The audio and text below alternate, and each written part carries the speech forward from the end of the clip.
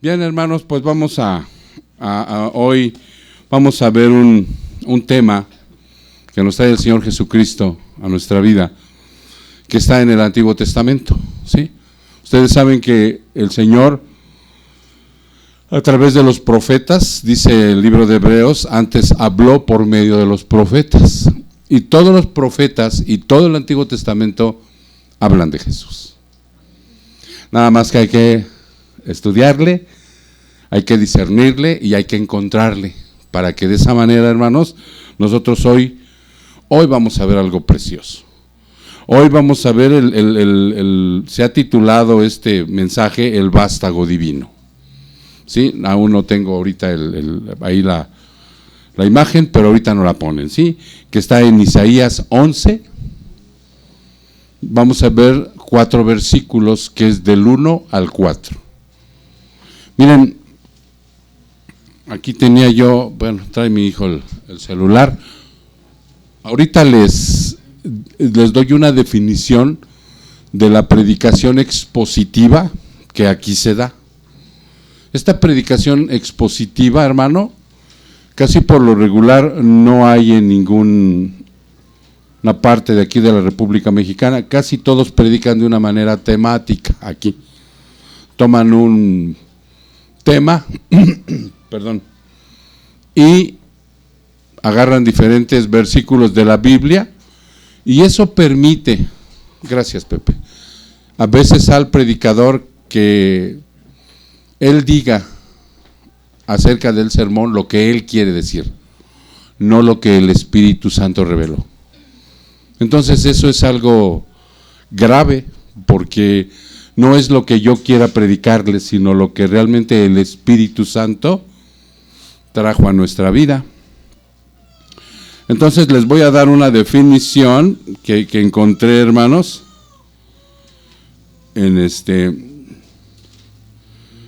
más bien no la encontré yo. Un hermano de aquí de la iglesia que se llama Francisco y le dicen por mal nombre Paco, sacó esta definición del internet, y fíjense cómo dice la predicación expositiva. Es la que somete correctamente la forma y el énfasis del sermón a la forma y el énfasis del texto bíblico. De este modo, extrae del texto lo que el Espíritu Santo puso allí. El Espíritu Santo es el autor de la Biblia. Entonces dice que de ese modo se extrae del texto, de estos 4 versículos que vamos a ver, se extrae del texto, ¿sí?, lo que el Espíritu Santo puso ahí, y no pone en el texto lo que el predicador piensa que podría estar ahí, que es muy diferente, ¿verdad? La predicación expositiva consiste entonces en exponer lo que un texto enseña en su contexto inmediato y en el contexto general de las Escrituras. Y es como se predica aquí, de esta manera. Entonces vámonos sin más preámbulo a Isaías capítulo 11, y vamos a ver del versículo 1 al versículo 4. ¿Ya están ahí, mis hermanos? Y brotará un retoño del tronco de Isaí, y un vástago de sus raíces dará fruto, y reposará sobre él el Espíritu del Señor, Espíritu de sabiduría y de inteligencia, Espíritu de consejo y de poder, Espíritu de conocimiento y de temor del Señor. Se deleitará en el temor del Señor, y no juzgará por lo que vean sus ojos, ni sentenciará por lo que oigan sus oídos, sino que juzgará al pobre con justicia, y fallará con equidad por los afligidos de la tierra. Herirá la tierra con la vara de su boca, y con el soplo de sus labios matará al impío. Padre, muchas gracias por estos 4 versículos tan preciosos y tan hermosos, en donde nos vas a dar a conocer de la forma como viniste a este mundo, lo que es tu carácter, Señor Santo, y cómo vas a traer juicio, Padre, al final de los tiempos. 4 versículos que encierran todo un universo, Padre, de conocimiento, de enseñanza, para que nosotros podamos, Señor, realmente cumplir con el propósito que tú tienes para nosotros, tus hijos aquí en la tierra, que es que cada día, una vez que somos salvos, vayamos pareciéndonos a ti, Señor, verdaderamente. Aquí está encerrado esto, mi Dios. Muchas gracias, mi Señor. Abre nuestro entendimiento, abre nuestra retentiva y danos la práctica posterior para que podamos, Señor, cumplir con lo que tú nos has mandado. Muchas gracias, Padre.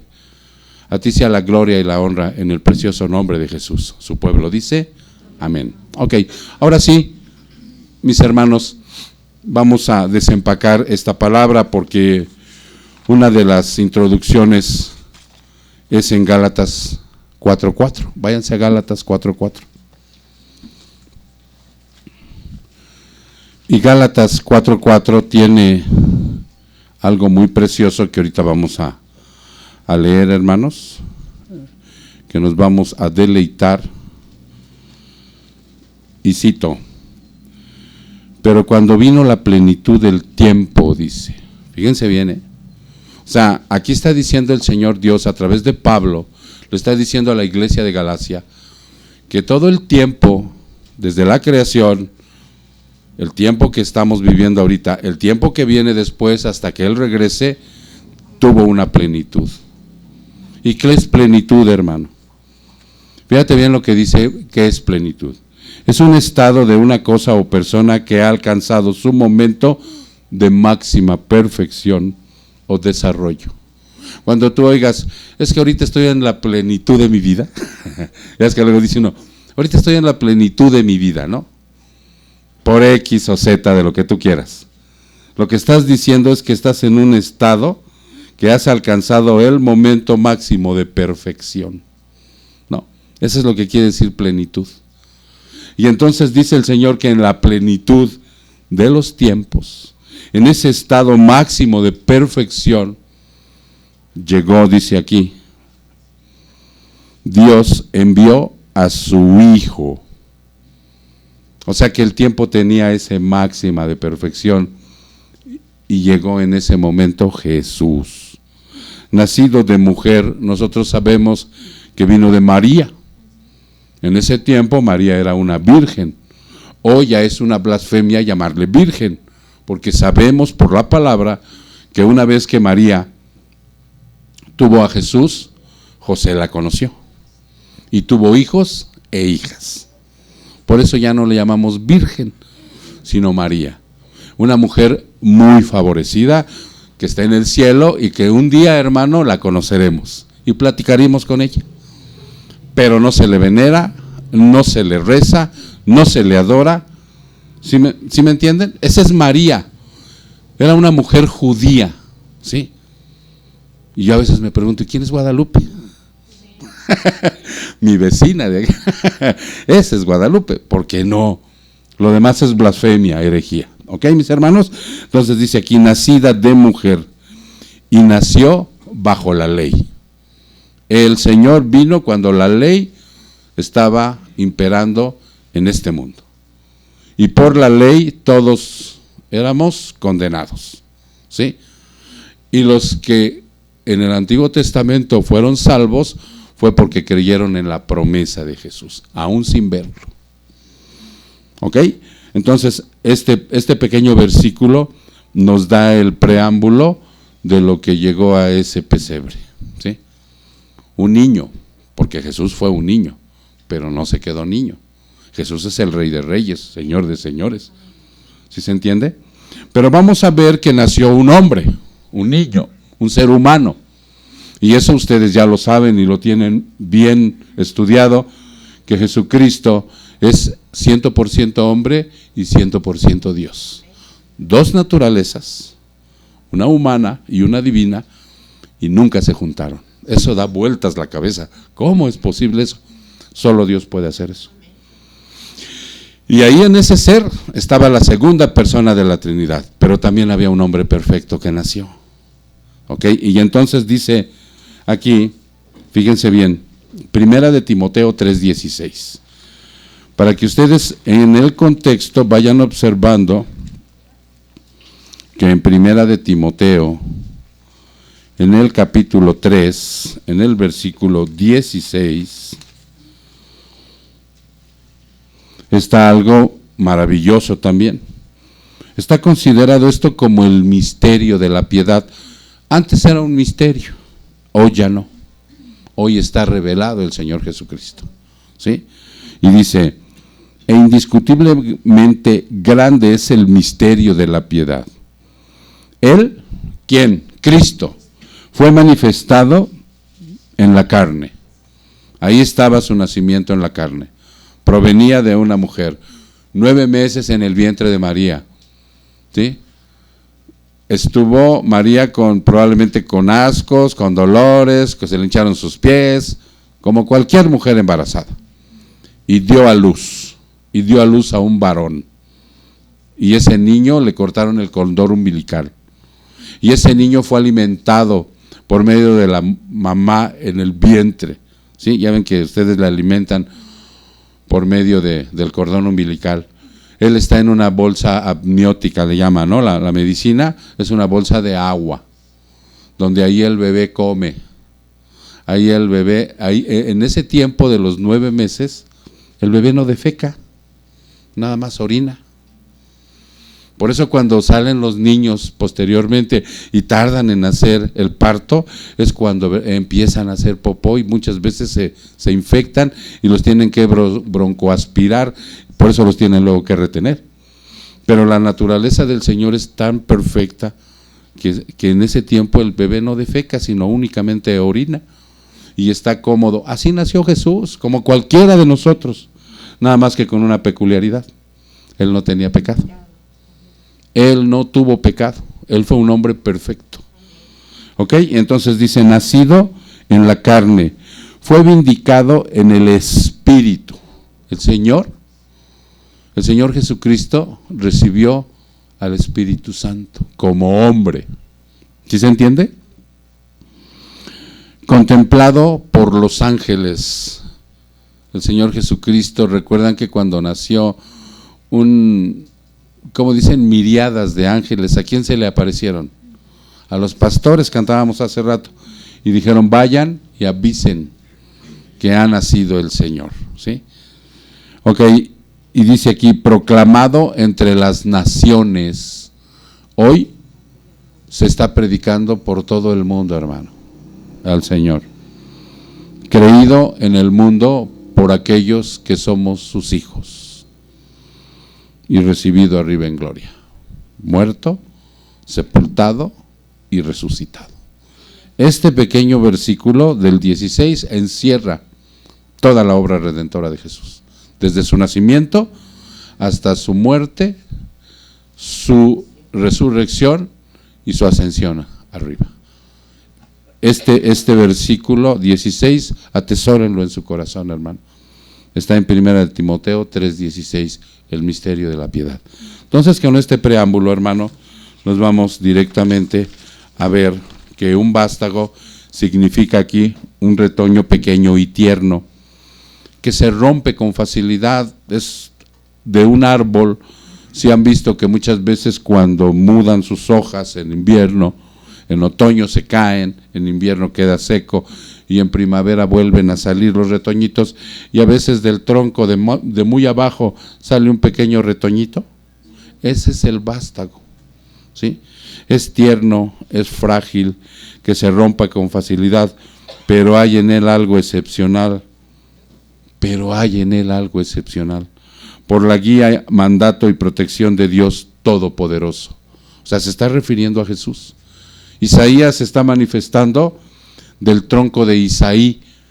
¿Y ustedes saben quién era Isaí? ¿Quién sabe? El papá de David. El papá de David no tenía realeza. El papá de David era un hombre con pobreza, un hombre sencillo, un hombre que tenía muchos hijos, pero no tenía realeza el papá de David. en ese momento ni David. Por eso es que Isaías lo cataloga, dice que ahí estaba la dinastía davídica. Se menciona a Isaí, que era de una posición de pobreza, por eso lo está manifestando. ¿Sí? Como se muestran sus padres, José y María, también estaban en una situación de pobreza, y estoy hablando de pobreza material. No tenían riqueza, no tenían posición, o sea, realmente ellos eran de una cuestión económica baja, ¿sí? Ahí nació. Por eso es que el mismo Isaías posteriormente, en el 53, cuando lo manifiesta y dice que no se veía. Vamos a Isaías 53. Vamos a ver Isaías 53. Porque es importante que ustedes vayan viendo, hermano, lo que verdaderamente puso el Espíritu Santo ahí. Fíjense cómo dice Isaías 53 en el versículo 1. Está manifestando a Cristo también ahí. Y dice ahí, ¿quién ha creído nuestro mensaje? ¿A quién se ha revelado el brazo del Señor? Creció delante de él como un renuevo tierno. Ahí está el vástago. ¿Se dan cuenta? Pero, dice, como raíz de tierra seca. No tiene aspecto hermoso ni majestad. Y nosotros, yo cuando leí esto dije, o Isaías se equivocó o yo no entiendo. No, pues yo no entendía. Porque, ¿saben qué está diciendo ahí Isaías? Que él vino como la majestad, como el hombre perfecto, y su pueblo no lo vio así, lo vio sin aspecto hermoso ni majestad, para que le miremos, ni apariencia para que le deseemos. ¿Saben por qué? Porque precisamente cuando ellos voltearon a ver a Jesús e indagaron sus orígenes, vieron que venía de Isaí, que nació en Belén, en un pesebre estuvo acostado, y que probablemente era el producto de una violación de un romano a María. Por eso no lo desecharon del corazón. ¿Sí se entiende? Dice, fue despreciado y desechado de los hombres. ¿De quiénes? De los judíos. Pero si hoy se dan cuenta, hermano, el Señor nació. El Señor es el Dios Todopoderoso, el que nos trae la salvación. ¿Y qué hacen en estas fechas? Nada. Igual lo desechan, igual lo ignoran, igual no ven la majestad que nosotros vamos a ver ahorita. Porque este es el inicio del sermón y nos vamos a ir maravillados de la majestad. Tal vez hoy nos vayamos con una perspectiva diferente de lo que realmente es la natividad del Señor, porque lo vamos a presentar de una manera extraordinaria como lo presenta Isaías, pero estos no lo vieron, ni muchos en la actualidad no lo ven así, o lo ven como un vano religioso, como un fariseo, ¿sí? Como alguien que no lo entiende, o como alguien que lo desecha como una simple tradición, una costumbre. Otros lo ven con idolatría, otros van a arrullar un muñeco de yeso, pero se va a perder la majestad del Señor. Por eso dice, fue despreciado y desechado de los hombres, varón de dolores experimentado en aflicción, y como uno de quien los hombres esconden el rostro, fue despreciado y no le estimamos. Hoy en la actualidad pasa eso, hermano. ¿Saben cuál es lo más penoso? Que inclusive de algunos evangélicos también, porque se enfrascan en cuestiones de tradiciones, de costumbres, hacen reuniones de la natividad, ¿sí? Para pedir dinero, para pedir primicias, para pedir un montón de cosas, pero menos le dan la importancia del nacimiento de Jesús. Otros se enredan en decir, no, que es un paganismo festejar la natividad del Señor. Y no lo vemos como realmente lo va a presentar Isaías aquí. Porque si regresamos ahí, hermano, dice que, vamos a ver lo que dice Lucas 1, 32 y 33. Lucas 1, 32 y 33. Y cito: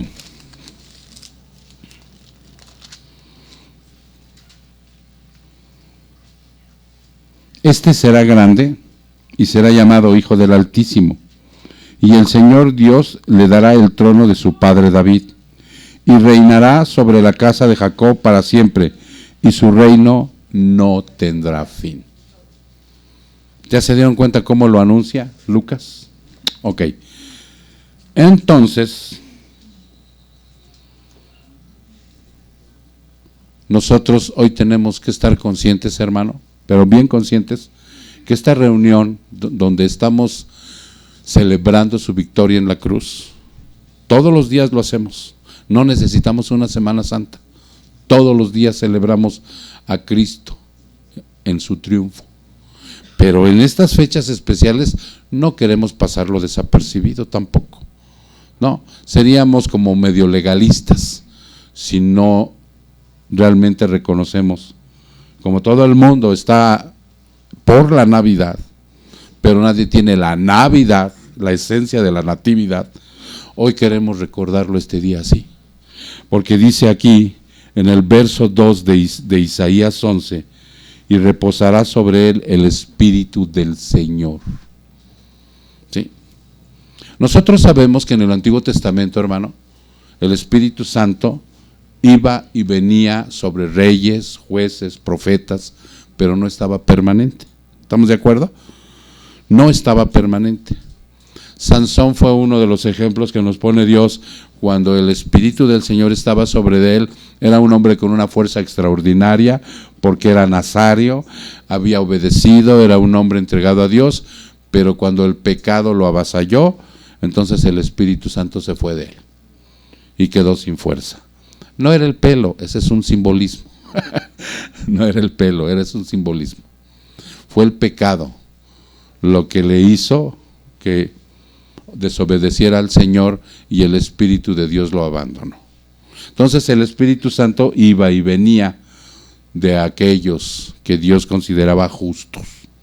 Mas sin embargo aquí dice que el Espíritu Santo habita temporalmente en reyes, profetas, jueces, etcétera. Pero en Jesús reposará permanentemente. Y aquí lo está diciendo Isaías. Y reposará el Espíritu del Señor. Jesús hombre con el Espíritu Santo adentro. Y ya lo hemos observado, ¿verdad? Y nos hemos maravillado de cómo un hombre perfecto, cuando llega el Espíritu Santo a habitar en él, por eso hizo milagros, prodigios, señales, como Jesús hombre. ¿Sí me explico? Ese es el Jesús que estaba en ese momento dando todas las señales, prodigios y milagros. Levantó a Lázaro, curó ciegos, curó leprosos. ¿Qué más hizo? Levantó a la hija de Jairo, y como en el Espíritu Santo, no como Dios permitió ser adorado, tenía cierta parte de la omnisciencia que manifestó, y ahí estaba la segunda persona de la Trinidad también, con los atributos obviamente limitados, porque había bajado, porque bajó aquí, ¿sí? Y muchos piensan que no estaba ahí Dios. No, sí está, hermano. Está Dios, estaba Dios en él. Era la segunda persona de la Trinidad. Entonces, el Espíritu Santo baja y desciende sobre Jesús. Y también Isaías lo afirma. Isaías 42:1. Isaías 42, en el versículo 1. He aquí mi siervo, a quien yo sostengo, mi escogido, en quien mi alma se complace. He puesto mi espíritu sobre él. Él traerá justicia a las naciones. Dice, he puesto mi espíritu. El Espíritu Santo, hermano. Ok.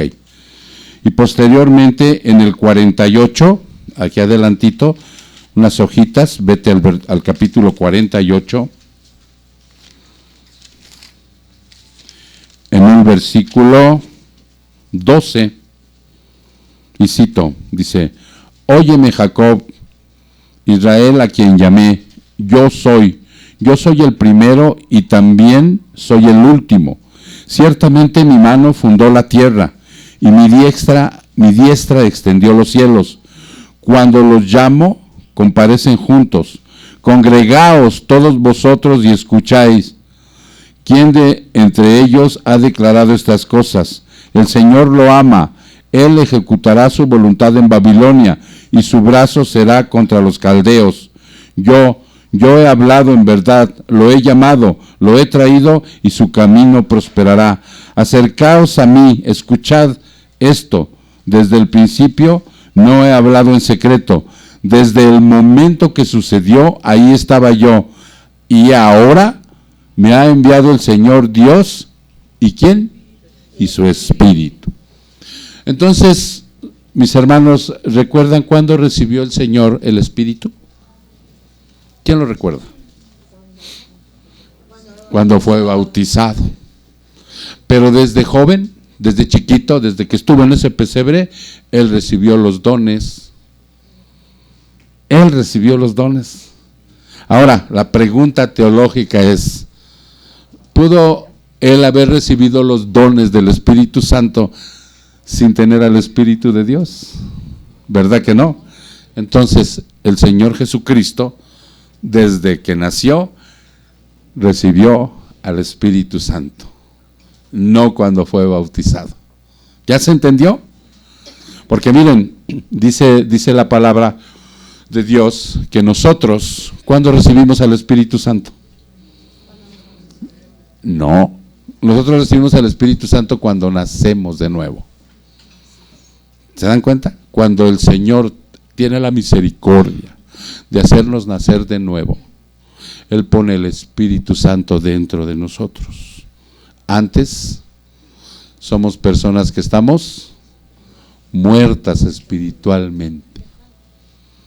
No hay vida en nosotros para Dios. Hay vida para el pecado. Somos bien habilidosos, ¿cierto? Vivos para el pecado, pero no hay vida para Dios. ¿Qué hay en el Espíritu? Emociones, pensamientos y voluntad. Cuando el Señor mete eso en nosotros, desde Adán y Eva, ahí está el Espíritu de Dios. Esa es la imagen y la semejanza de Dios. Cuando ellos pecan, cuando todo el que nace, nacemos con ese espíritu en pecado, muertos espiritualmente para Dios. No podemos buscarle, no podemos llamarle, no podemos recibirlo a través de una oración, porque no es por obras, sino es por gracia y fe. Es una obra redentora que Él hizo y que solamente Él te puede hacer nacer de nuevo. ¿A través de qué? Dice, cuando tú escuchas la palabra, y la palabra de Dios, por el oír, ¿qué viene? La fe. Por eso es que si tú estás aquí, hermano, siéntete afortunado, porque tú estás escuchando la palabra de Dios. Pero también toma en cuenta que Él una vez advirtió que el sembrador salió a sembrar y tiró la palabra. Y mucha de esa palabra que hoy está dando aquí puede ser que caiga en terreno pedregoso, entre espinos y cardos, ¿sí? Donde no dé fruto. ¿Y cómo me doy cuenta, pastor? Por el fruto se conocerá, por mi cambio de juicios y actitudes. ¿Cómo sé que soy nacido de nuevo? ¿A través de una oración que un día hice? No. ¿Cómo me puedo dar cuenta? A través del arrepentimiento. ¿Y qué es el arrepentimiento? Un cambio de juicios y actitudes. Cuando yo empiezo a darme cuenta que estoy dando un fruto. Por eso aquí dice que un vástago, ¿cómo dice el 11? Y brotará un retoño del tronco de Isaí, y un vástago de sus raíces dará fruto. El Señor Jesucristo, fíjense bien, cuando nace, ¿con qué es vestido el Señor? O sea, es importante que nosotros quitemos ya de nuestro corazón y de nuestra mente la religiosidad y las tradiciones, para que veamos quién nació verdaderamente y cómo fue el fruto que dio, porque dice Isaías, dice Dios a través de Isaías en el 2, dice, y reposará sobre él el Espíritu del Señor. Y fíjense bien cómo aquí hay un binomio de dones, vienen por pares, son 3 pares. Es un binomio de pares, binomio es 2, de dones. El primer binomio dice espíritu de sabiduría y de inteligencia.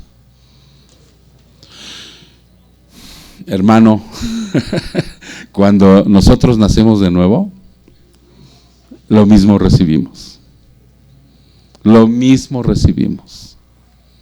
Nada más que a diferencia de Jesús, es que Él era un hombre perfecto y nosotros somos imperfectos. ¿Ya se entiende? Pero aquí está la esperanza. Porque ¿con qué propósito nos salvó el Señor? ¿Cuál es el verdadero propósito de la salvación para mí? Es importante que tú lo tengas bien, bien claro en tu corazón. Si Él tuvo misericordia y te eligió para salvación desde antes de la fundación del mundo, te dio ese propósito. ¿Cuál es ese propósito? Que tú te parezcas a Cristo, que tú te parezcas al Señor Jesucristo, que hables, pienses y actúes como el Señor Jesucristo. Y si a Él le dieron este binomio, ¿sí? Dice aquí, en su nacimiento es dotado como hombre con dones y el Espíritu Santo desciende de Él en una forma corporal total. A continuación vemos cómo en pares le dan los dones. Y aquí está el primero. El primero es, ¿ustedes han visto el candelabro del Antiguo Testamento? ¿Sí? Tiene 3 brazos aquí, 3 brazos acá y uno en medio. Eso es lo que representa estos 3 binomios de dones y desembocan en el principal, que es el Espíritu del Señor. ¿Sí se entiende? Esa es la luz del Señor, ¿sí? Que llega hacia nosotros en una oscuridad tremenda de pecado, de mortandad, porque nosotros llegamos muertos a este mundo. Llegamos muertos espiritualmente. No hay posibilidad de salvación. No hay con que yo pueda realmente hacer obras para ganarme la salvación.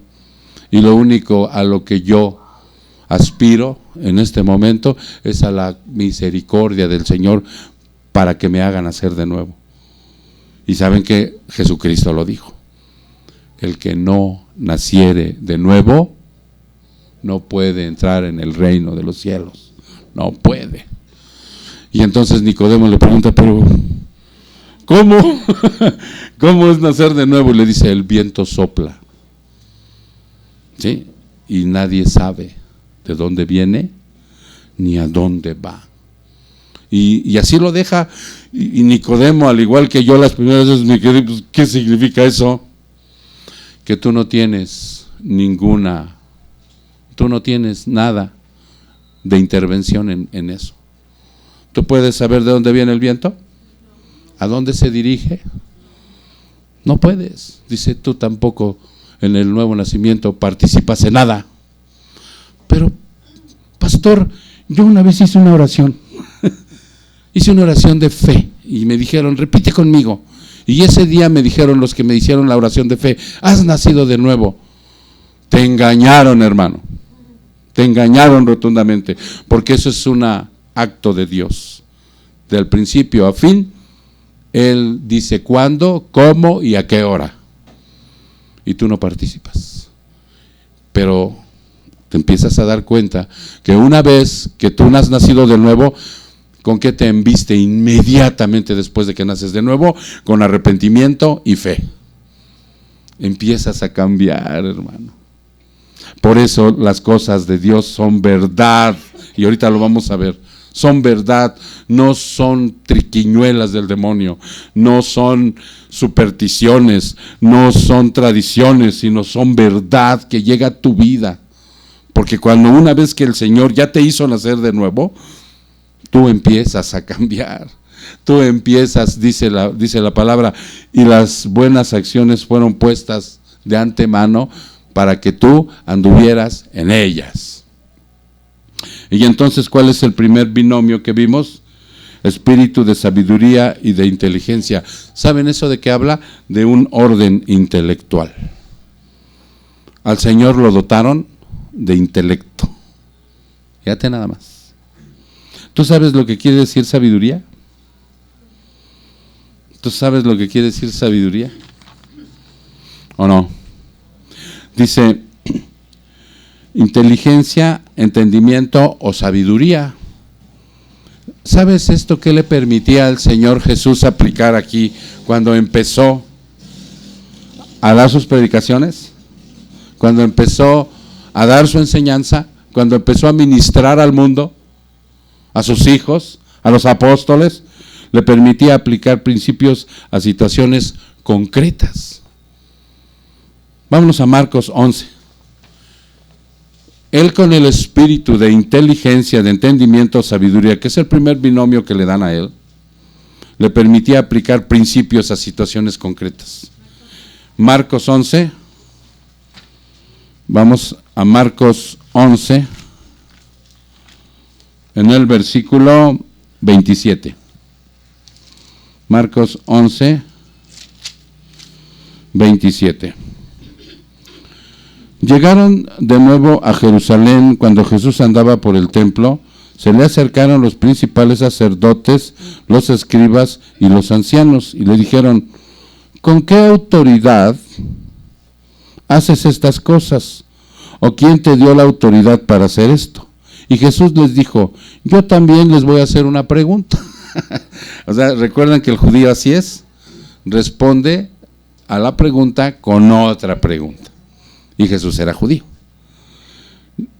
Les diré con qué, dice, entonces yo también haré una pregunta, respondedmela, y entonces os diré con qué autoridad hago estas cosas. ¿El bautismo de Juan era del cielo o de los hombres? Respondedme. Y ellos discurrían entre sí. Hagan de cuenta que agarraron, hermanos, estaban, no sé, 15, 20 fariseos haciendo la pregunta, y en cuanto él les hace la pregunta también, como los jugadores de fútbol americano, así, team back. Vénganse, vamos a deliberar porque ya no la puso difícil el Señor. Dice, discurrían entre sí diciendo: si decimos del cielo, él dirá, entonces, ¿por qué no le creísteis?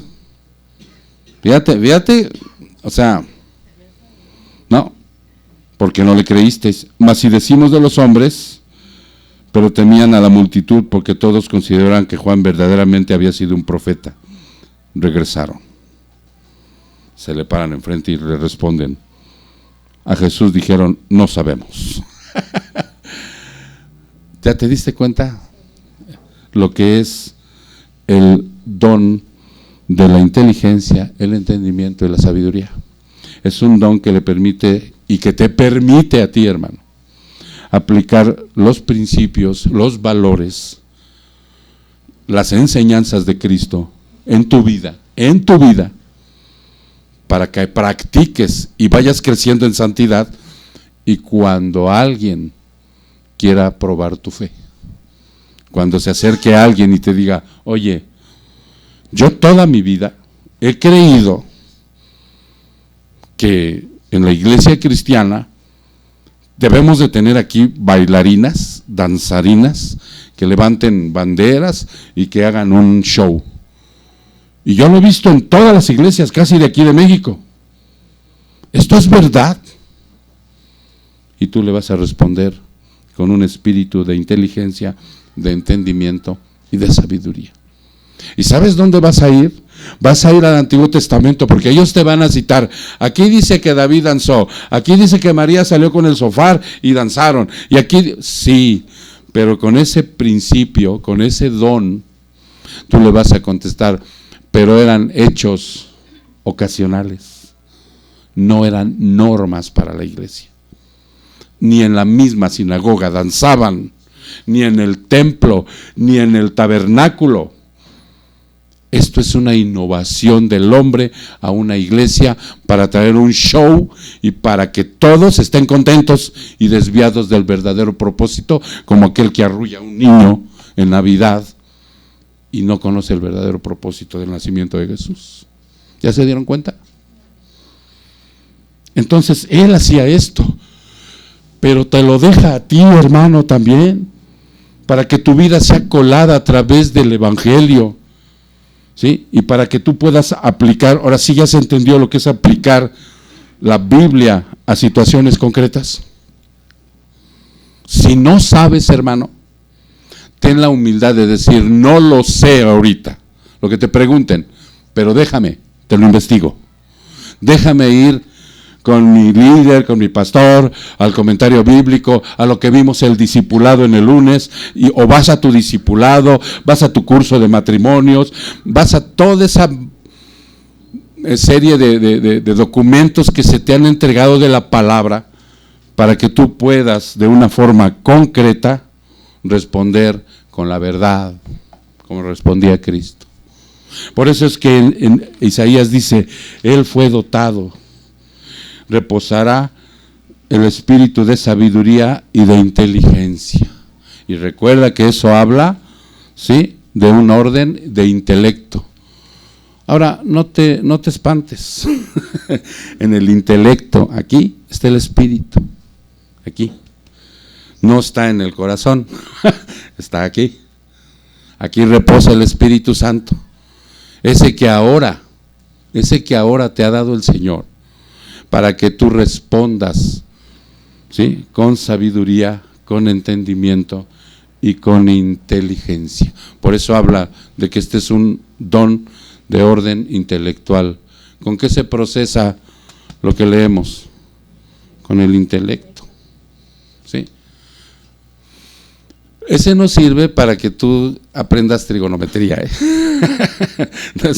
No, es para la palabra de Dios. En la palabra, porque probablemente te pueda suceder como a mí, a ti, que nomás llegaste hasta el tercero de secundaria y ni recibí el ¿cómo se llama? Certificado. Pero no se refiere a eso, a que hagas una ecuación como el Pepe Toño. ¿Dónde está el Pepe Toño? ¿No? Y mandes un cohete a la luna. No se refiere a esa inteligencia, a esa sabiduría y a ese intelecto. Se refiere al espiritual. ¿Ok? El segundo binomio que dice aquí, dice espíritu de consejo y de poder. Este consejo, poder y fortaleza tiene que ser certero, atinado, como un buen administrador del reino para la gloria de Dios y el beneficio del hombre. O sea, ese don que te entrega el Señor, que le fue entregado al Señor, también te lo da a ti. Y es un don de consejo, de poder y de fortaleza.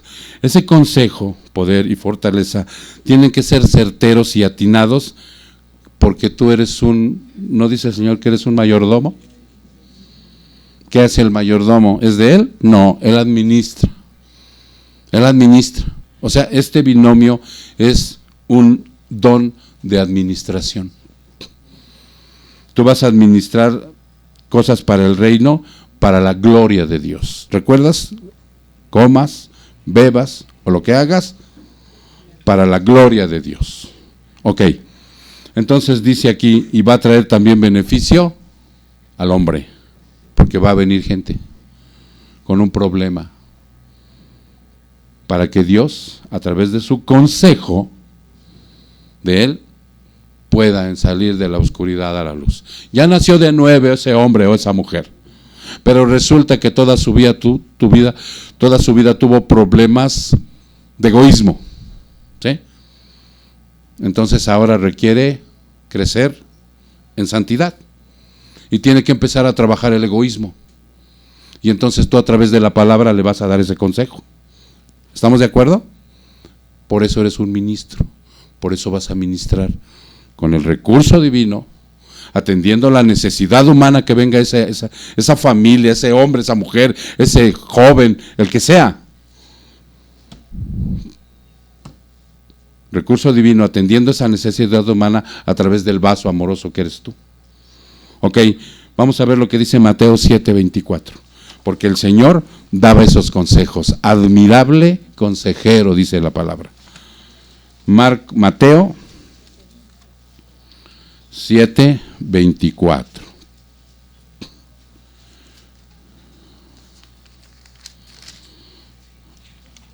Y cito: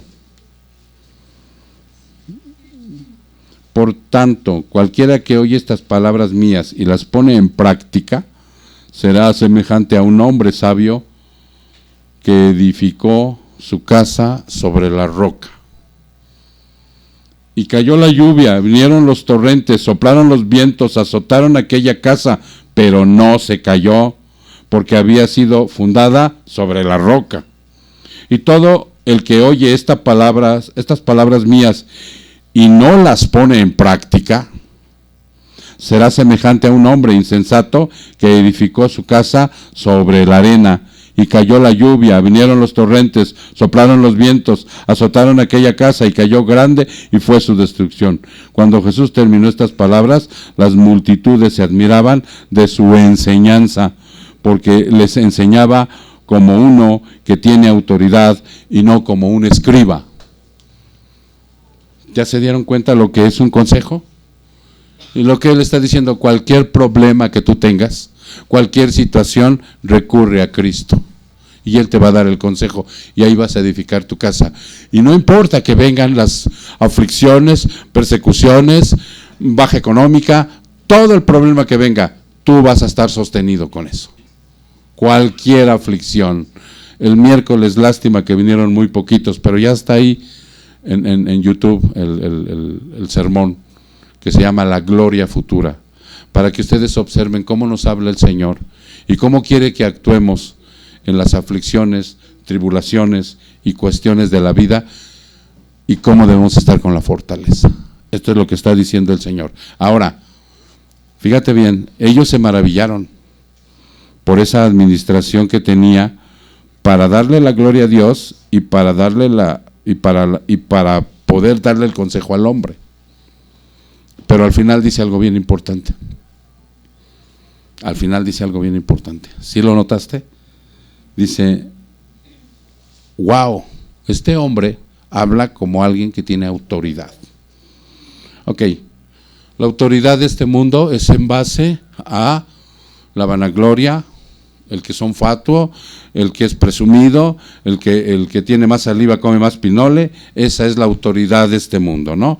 Sobajar al que sabe menos. No, la autoridad, ¿con qué dice aquí que se come en el cristianismo? ¿Tú quieres tener autoridad en base a este binomio de dones? ¿Quieres tener autoridad? Dice el versículo al final, tiene autoridad, dice, porque enseñaba como uno que tiene autoridad y no como un escriba. ¿Qué era el escriba? Hipócrita. Hipócrita era el escriba. No practicaba lo que aprendía. Lo que aprendía lo acomodaba y hacía de las suyas. ¿Tú quieres tener autoridad para enseñar la palabra? Para que realmente no seas como un escriba, tienes que ser santo. Tienes que practicar. Tienes que subirte aquí y que tu vida refleje santidad, para que tenga ese poder en los demás, que seas un canal limpio. ¿Sí se entiende con lo que es un canal limpio? Una tubería limpia, porque cuando eres como un escriba, esa tubería está taponeada de pelos, de podredumbre, y no pasa el agua, no pasa, ahí se estanca.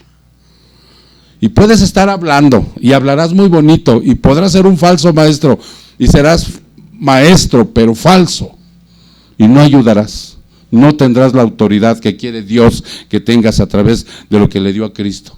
Ese niño que estaba ahí iba a crecer en estatura y sabiduría. Ahorita lo vemos. Y el último binomio nos habla de conocimiento. ¿Cómo dice? Vamos a la palabra. 11. Ay, por favor. Gracias, Lorenzo. 11. el capítulo 11. Y el último dice, espíritu de conocimiento y de temor del Señor, de Jehová. Ok. Este binomio, hermano, aquí está, nos habla de conocimiento de Dios y de temor de Dios. ¿Qué es el temor de Dios? Un respeto reverente hacia su majestad, ¿sí? No es miedo, es un temor reverente hacia lo que es su majestad. Nosotros respetamos, honramos, veneramos todo eso del Señor. Ese es el temor. Por eso que cuando uno tiene temor de Dios, uno pone freno cuando viene la tentación. Uno pone freno cuando el pecado está a la puerta. Por el temor, no por miedo. ¿Por qué dijimos? Por un respeto reverente al Señor, porque sabemos quién es. El que no tiene temor de Dios agarra el pecado de volada, lo estira la mano y se lo echa a la bolsa, porque no hay temor de Dios, no hay un respeto a Dios. Ese hombre, esa mujer no cree en Dios, no tiene temor de Dios, no tiene conocimiento de Dios. Ese binomio de don enseña los caminos de Dios sin temor a los hombres. No tengas miedo, hermano, de enseñarle la verdadera palabra de Dios a la gente, aunque en ello te vaya la vida, aunque en ello te vayan golpes, pedradas, enemistades, vas a perder familia, vas a perder amigos, vas a perder de todo por predicar la palabra. Es que es mi compadre. De toda, no importa, predícale la palabra y verás que deja de ser tu compadre. De verdad. Y muchos no quieren predicarle la palabra ni a la familia porque son bien guadalupanos. No quieren predicarle al del trabajo porque tienen temor a que los corran. No, pues cuando llegamos a la base, ¿no, Celso? ¿Cooperas para lo de la Virgen? No. Yo soy cristiano. Hasta la tarjeta nos querían quitar. No te bloquearon, dice enseñar los caminos de Dios sin temor a los hombres, sin temor. Los hombres no creen en Dios, los incrédulos no creen en Dios, ellos creen en tradiciones, hermano, se te van a ir encima. Vean lo que dice Juan 19. El Señor Jesucristo así lo hizo. Juan 19, del 6 al 12. Vamos a ver. Aquí viene algo bien precioso del Señor. 19. ¿Estás ahí? Ok, del 6 al 12. Dice, entonces cuando le vinieron los principales sacerdotes y los alguaciles gritaron diciendo, crucifícale, crucifícale. Pilato les dijo, tomadle vosotros y crucificadle, porque yo no encuentro ningún delito en él. Los judíos le respondieron, nosotros tenemos una ley, y según esa ley, él debe morir porque pretendió ser el Hijo de Dios. Entonces Pilato, cuando oyó estas palabras, se atemorizó aún más. Vamos a hacer un alto ahí. No sé ustedes cuando leen a Pilato, cuando han leído a Pilato, cuando ven lo de las manos que se lavó, no sé qué han ustedes creído acerca de por qué se atemorizó Pilato. Yo he escuchado y he platicado con cristianos y algunos me han dicho, porque la mujer le había dicho que era algo de Dios. Y que por ahí se atemorizó Pilato porque pensaba que realmente era un hombre justo. No, hermanos. Pilato era un romano, ¿recuerdan? Los romanos eran gente supersticiosa. Eran gente que creía en la mitología griega. Adoraban a Eros, adoraban a Marte. O sea, ellos ponían altares al dios Marte para que ganaran las batallas. O sea, ellos creían en esos dioses. ¿Quiénes eran esos dioses? Demonios. Pero eran supersticiosos como nosotros en algún momento de nuestra vida fuimos supersticiosos. De no querer pasar por abajo de la escalera, de ver un gato, de no esto no, porque trae mala suerte. Así era Pilato. Y Pilato, él pensaba que era uno de estos. Por eso tenía temor, era supersticioso. De que le fuera a ir mal, de que fuera a perder esto, de que fuera a perder. Por eso tenía temor Pilato. ¿Ya se entendió? No porque realmente pensara que era el Hijo de Dios. Esa era la verdad de Pilato. Porque algunos dicen, ojalá esté en el cielo. Yo creo que se fue al infierno. Porque este hombre era un total incrédulo. sin agallas, cobarde, ¿sí? Entonces fíjense lo que dice más adelante. Entró de nuevo al pretorio y dijo a Jesús: ¿de dónde eres tú? Ahí estaban sus dudas de Pilato. Él quería saber exactamente que Jesús le dijera: sí, soy hijo de Marte y esto y lo otro. No, Jesús no le dijo, dice, pero Jesús no le dio respuesta. No se la merecía, hermano. No merecía respuesta este tipo de gente. Porque son incrédulos, porque son blasfemos, porque son herejes. Dicen, no se la merecía. Pilato entonces le dijo: ¿a mí no me hablas? Ahí surge el ego de la gente encumbrada de este mundo. ¿No sabes que tengo autoridad para soltarte y tengo autoridad para crucificarte? Ahí fue donde Jesús respondió: ninguna autoridad tendría sobre mí si no se te hubiera dado de arriba. Por eso el que me entrega a ti tiene mayor pecado. ¿Sí saben lo que está diciendo Pilato ahí? Está citando Romanos 13:1, hermano. Y todavía no se escribió esa carta.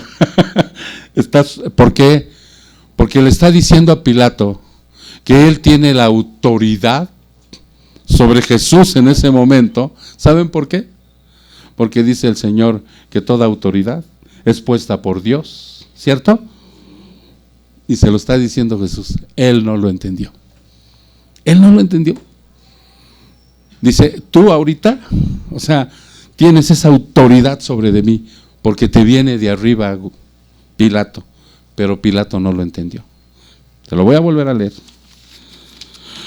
Dice, Jesús respondió: ninguna autoridad tendría sobre mí si no se te hubiera dado de arriba. Él quería, dice, pero Pilato, ¿qué pensaba? Que la autoridad de él, mundana, miope y pecadora, era la que lo podía salvar. Y le dice, no, sí tienes autoridad ahorita sobre de mí y te viene de arriba. Eso fue lo que le quiso decir, porque toda autoridad es dada por Dios. Y en ese momento él era una autoridad. Fíjense qué precioso. Pero le dice aquí: por eso el que me entregó a ti tiene mayor pecado. ¿Quién lo entregó a él? Los fariseos. Los fariseos lo entregaron por odio y por envidia. Y Pilato nomás lo único que tenía era un soberano ignorante. Por eso le dice, el odio y la envidia son peores pecados que la ignorancia. Pero también es pecado. ¡Prum! Fíjense qué precioso.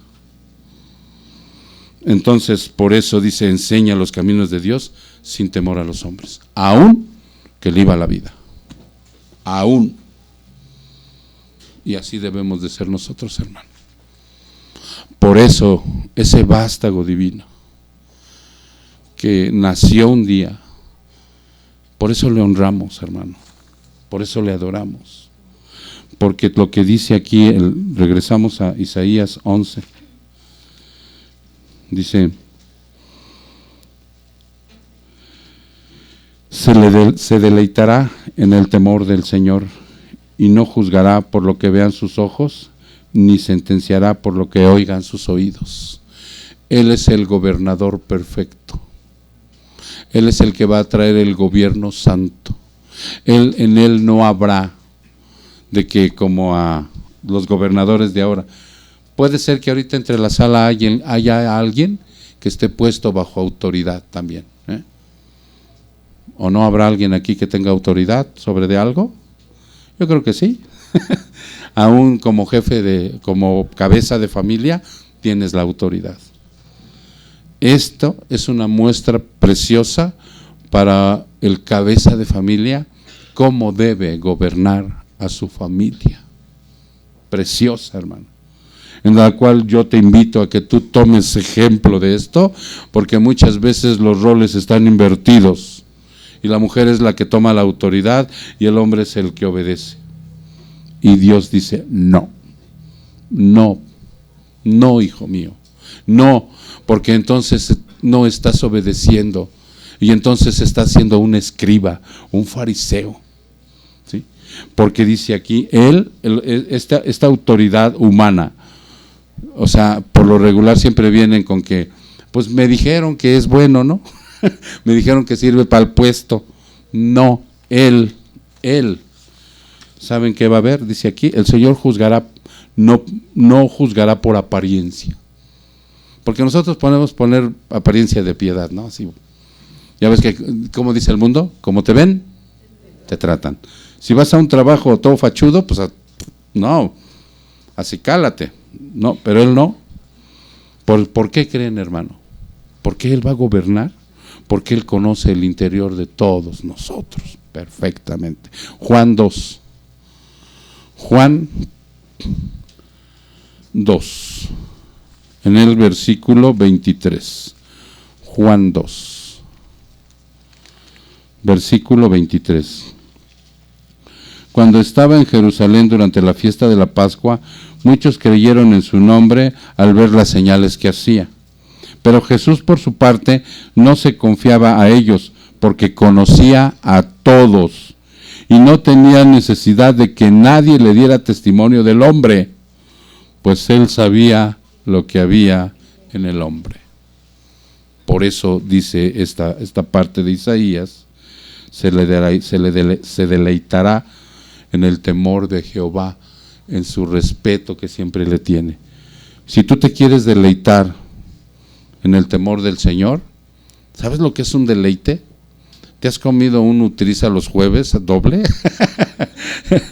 ¿Cómo saben? Saben bien ricos, ¿eh? Pues yo los tengo prohibido por el azúcar, pero pues, dices qué rico. Está este Nutriza, ¿no? Pues así, de esa misma manera, tú te deleitarás en el respeto reverente que debes de tener a Dios. En todos tus caminos, hermano. En todos tus negocios, en tu familia. Si por ahí tienes alterado algo, mal visto, mal practicado, métete al temor del Señor para que bendiga tu camino, para que crezcas en santidad, para que verdaderamente tú digas, soy hijo de Dios. No como los escribas, ¿no? Que no tenían ese poder, esa autoridad de decir eso. Ok, entonces dice, ni sentenciará por lo que oigan sus ojos. 4, sino que juzgará al pobre con justicia y fallará con equidad por los afligidos de la tierra. ¿Quiénes son esos? ¿Quiénes son esos? ¿Te has preguntado? Mateo 5:3, esos son. Ve a Mateo 5:3. Dice, bienaventurados los pobres de espíritu, porque de ellos será el reino de los cielos. ¿Sí? Nadie se le opondrá ni se le resistirá cuando su justicia sea a favor de esos. Por eso te pide ahora, ¿sí recuerdas que es bienaventurado? Gozoso, dichoso y feliz. Eso es lo que significa bienaventurado. Y esa bienaventuranza, como todas las demás, no son como los dones que tú tienes uno, Agustín, y Pati tiene otro. No, esas bienaventuranzas son para los dos, todas. Todas hay que asumirlas, hay que hacerlas mías y practicarlas. Y entonces, ¿qué es la pobreza de espíritu que está pidiendo Jesús aquí? ¿Sí? Porque dice que, fíjate cómo dice, y fallará con equidad por los afligidos de la tierra y herirá la tierra con la vara de su boca y con el soplo de sus labios matará al impío. O sea, que al humilde lo exaltará. Ese pobre de espíritu, ¿quién es? ¿O cómo debo de ser yo pobre de espíritu? En el contexto que está diciendo Jesús.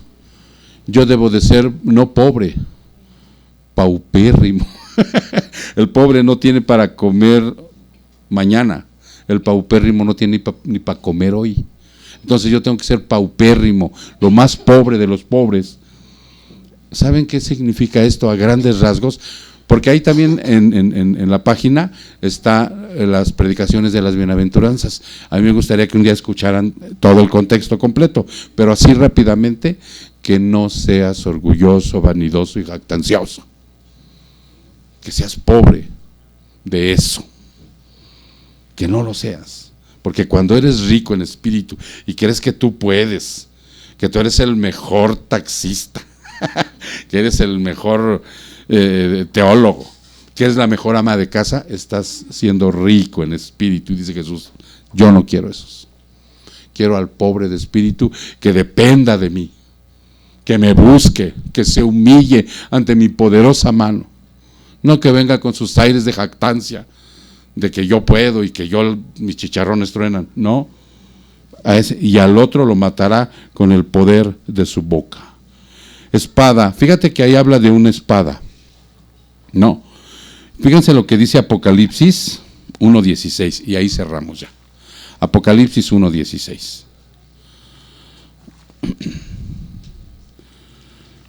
Apocalipsis 1:16. En su mano derecha tenía 7 estrellas, y de su boca salía una aguda espada de 2 filos. Su rostro era como el sol cuando brilla con toda su fuerza. Es un simbolismo, ¿no? No te creas que es un simbolismo. Ok. La espada del Espíritu en Efesios 6, ¿cuál es? La palabra de Dios. Es el dulce canto del Evangelio cuando predicas. Esa es una espada. ¿Sí?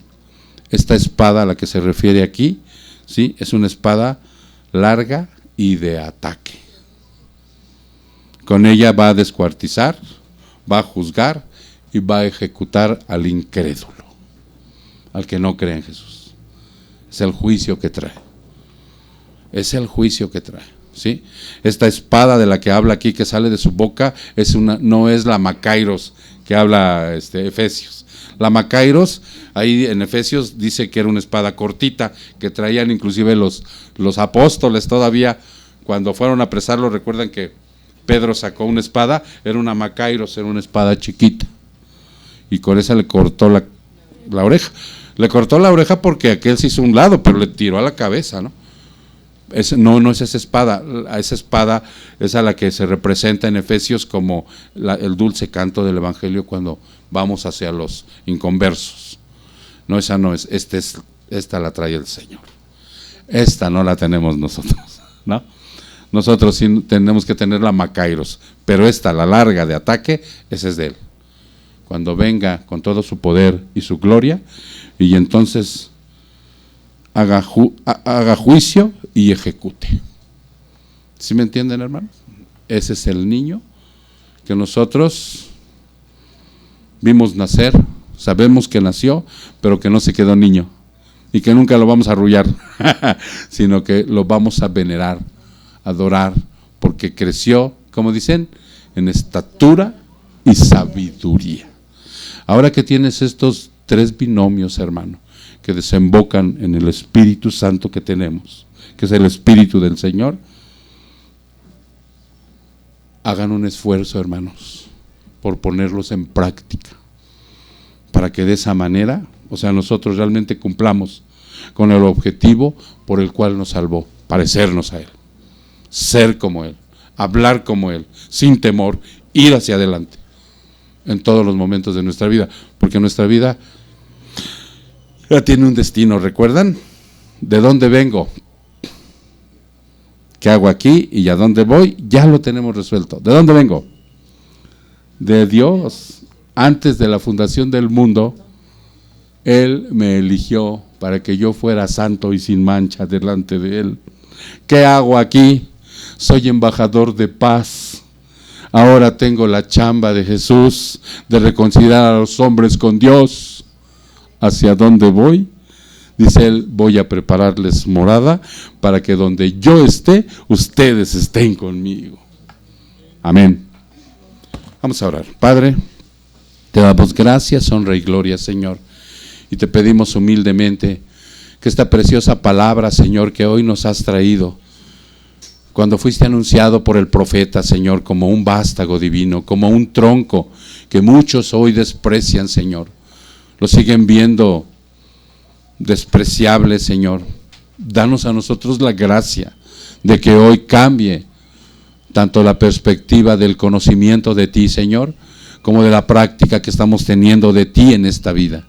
Que hoy salgamos de aquí dispuestos, Señor, a enderezar por medio de tu Espíritu Santo y esos preciosos dones que nos has dado, para poder parecernos a ti, para seguir creciendo en santidad, para seguir, Padre mío, escuchando esa palabra que un día Jesús escuchó del Padre eterno, Jehová Dios.